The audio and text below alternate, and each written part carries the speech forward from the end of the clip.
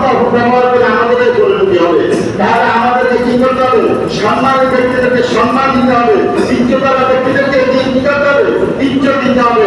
আজকে আমরা যারা ক্ষমতাবান মনে করেন তারা উল্টায় চলেন, তাদেরকে পরিণতি হইতে হবে, অপেক্ষা করেন। সুতরাং আল্লাহ রাব্বুল আলামিন ক্ষমতা দিয়েও দেশ করেন, ক্ষমতা না দিয়েও কি দেশ করেন।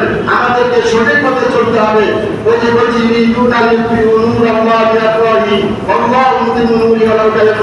ওরা চান কিন্তু ভূ দিয়ে আল্লাহ দিনকে নিয়ে যাওয়ার জন্য, কিন্তু ভূ যত বেশি যায় আল্লাহ দিন তত বেশি বাড়িয়ে যায়। আপনারা লক্ষ্য করেন ইসলামে যারা বিশ্বাস করতে গিয়েছে তারাই বিচ্ছিন্ন হয়ে গেছে, ইসলাম আরো কি ঘরে ঘরে বসে গেছে, যায় না? তাহলে আমাদেরকে শিক্ষা গ্রহণ করতে হবে, শিক্ষা গ্রহণ করে আমাদেরকে সেভাবে চলতে হবে। আল্লাহ রাব্বুল আলামিন আমাদেরকে সঠিক ইতিহাস জানা এবং কোরআনে কারিমের অর্থ সহকারে ভাব তৌফিক দান করেন। আমিন। ওয়া আখিরু দাওয়ানা আলহামদুলিল্লাহি রাব্বিল আলামিন।